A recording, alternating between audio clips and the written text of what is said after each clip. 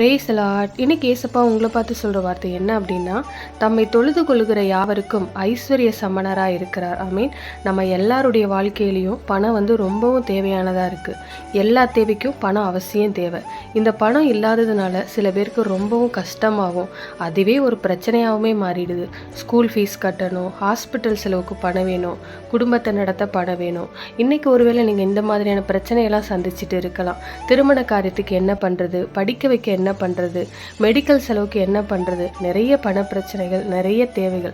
இதனால் பல குடும்பங்கள் பாதிக்கப்படுது. இங்கே வசனம் என்ன சொல்லுது பார்த்தீங்களா? தம்மை தொழுது கொள்ளுகிற யாவருக்கும் அவர் ஐஸ்வர்ய சம்பனராக இருக்கிறார். மீன் நம்முடைய ஆண்டவர் எப்படிப்பட்டவர் தெரியுமா? ஐஸ்வர்யம் உள்ள தேவன். பூமியும் அதை நிறவும் அவருடையது, வெள்ளியும் பொண்ணும் அவருடையது, முழு உலகத்துக்கும் சொந்தக்காரர் அவர்தான். ஆண்டவர் உங்களுக்கு என்ன வேணும்? அதாவது அவருக்கும் உங்களுக்கும் இடையேயான ரிலேஷன்ஷிப் எப்படிப்பட்டதாக இருக்குது சொல்லுங்க பார்க்கலாம். அப்பா பிள்ளை என்ற ரிலேஷன்ஷிப். ஆமாம் தானே? இந்த உலகத்துக்கே சொந்தக்காரர், ஐஸ்வர்ய சம்மனர். அவர் உங்களுக்கு செய்ய மாட்டாரா? உங்கள் பண தேவையை அவர் சந்திக்க மாட்டாரா? விசுவாசிங்க, நிச்சயமாக செய்வார். ஆனால் யாருக்கு அவர் ஐஸ்வர்ய சம்மனராக இருப்பாராம்? தம்மை தொழுது கொள்ளுகிற யாவருக்கும். விசுவாசிக்கிறதுக்கும் தொழுது கொள்றதுக்கும் நிறைய டிஃப்ரெண்ட் இருக்குது. பிசாசு கூட தான் அவரை விசுவாசிக்குது. ஏசு தான் ஆண்டவர்னு சொல்லி அவருக்கு பயந்து நடுங்குது. அதனால் நான் அவரை நம்புகிறேன், விசுவாசிக்கிறேன், இது எல்லாம் கரெக்டு தான். ஆனால் நான் அவரை தொழுது கொள்கிறேனா? தொழுது கொள்றதுனா அவரை ஆராதிக்கிறது, ஒர்ஷிப் பண்ணுறது, அதில் தான் அவர் ரொம்ப பிரியப்படுறாராம். அதனால் அவரை நம்ம தொழுது கொள்ளணும், அவரை துதித்து பாடி தொழுது கொள்ளணும்.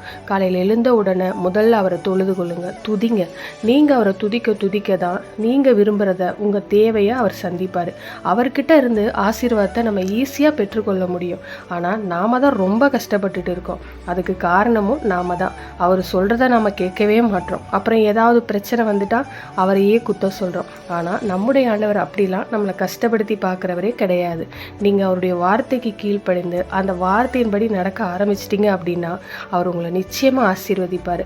அவரால் எதையுமே ஒரு செகண்டில் மாற்றிட முடியும். அவர் ஐஸ்வர்ய சமணர். தினமும் காலையில் எழும்பி அவரை தொழுது கொள்ளுங்க, துதிங்க. அவருடைய ஆசீர்வாதம் உங்களை நிச்சயமாக தேடி வரும். விசுவாசிங்க, விசுவாசத்தோடு வார்த்தை அறிக்கையிடுங்க. God bless you.